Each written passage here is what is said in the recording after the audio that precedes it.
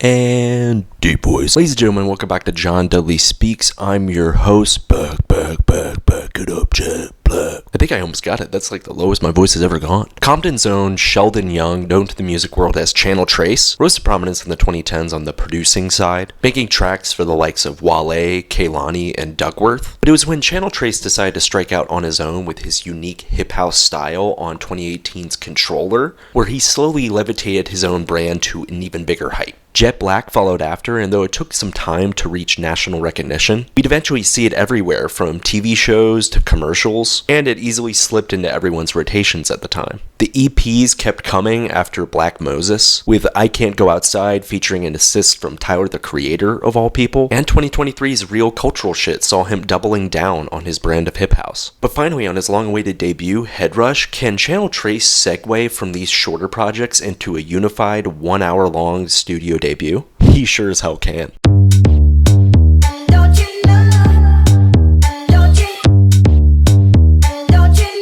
Channel Trace makes it clear from the opening title track that he does not fit into one box, and the production here definitely follows that trend. The title track's simmering, suspenseful synths escalate the tension into a spacious atmosphere, while the soulful strings lend it a decadent backdrop. He goes hard on the abrasive elements, like on the chaotic, apocalyptic, industrial-ace beats a la Death Grips and JPEG Mafia of Black and Mild, Burgain, and then the club-ready beat of Holy Moly. But conversely, he hits us with blends of acid house and pop R&B, like on Joyful Noise, which is a stark composition that has its own identity despite its clear influences from Drake and Childish Gambino. Candy Paint is another highlight, a synth-laden 80s dance funk adding an air of quirkiness that's full of character and personality. Some of the hip house beats don't always connect and they can land as redundant, but overall this is an eclectic set of tracks that accomplishes what Channel Trace sets out to do in his opening thesis.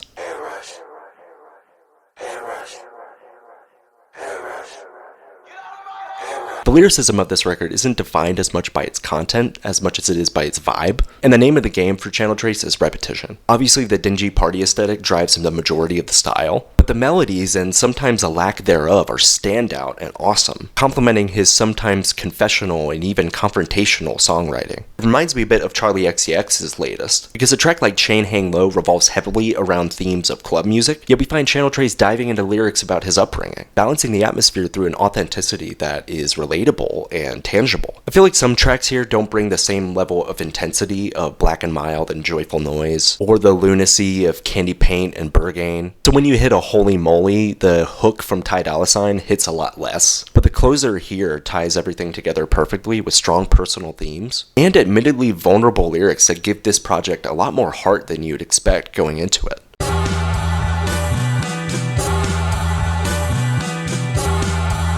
The best part of any Channel Trace track is his effortless confidence and bravado, and on his debut he dials up this slickness to a whole new level. There are portions of the record where he does hit snooze mode, like the run from Two Ways to We Hungry, and I'm Him could have leaned into his mysterious persona a little bit more. But matching that up with the excellent opening 7-track run from the title track to Burgain, you see that Channel Trace is giving everything he's got to be versatile and unpredictable. Specifically, the energy he provides to Black and Mild is insane, and the flow switches on Joyful Noise are among my favorite rap verses of the year. The features are stellar as well, with Thundercat, Tizo, and Raven Lene in particular elevating the tracks they're on, which definitely counters the lackluster aspects of the features from Toro y Moi and Ty Dolla $ign.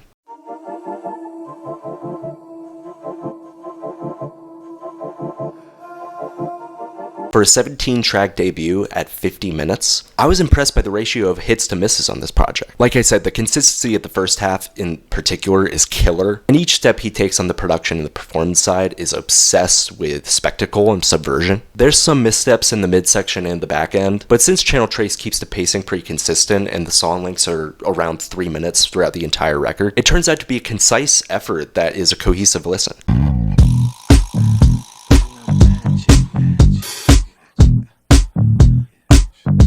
Yeah, so I really enjoyed this record, and I'm very excited to see where Channel Trace goes after this. I think he has the capability of bringing his version of industrial and hip house to a whole new height, much like other artists have done for different genres, like Anderson .Paak for funk. But hey, that's just my perspective. If you're a Channel Trace fan, hey, we finally got an album. And if you want some slick, ingeniously produced house music with a tinge of soul, rap, and hardcore, this will be a hit for you. Alright, that's all I got. Bye!